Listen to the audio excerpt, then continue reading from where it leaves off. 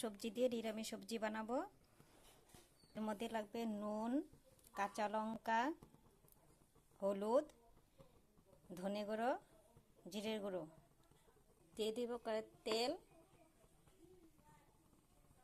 লঙ্কা দিয়ে দিলাম।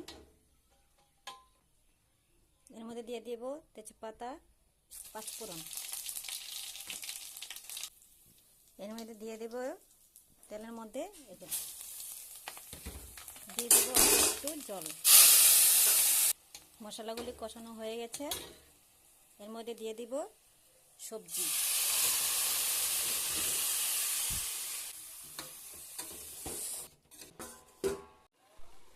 দেখো আমার সবজিটা হয়েছে কিনা দেখি এবার।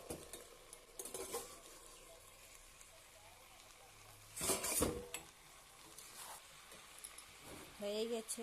তার আগে অল্প চিনি দিয়ে দিলাম। নাড়িয়ে চাড়িয়ে আমার সবজি রেডি। দেখো নামিয়ে নেব।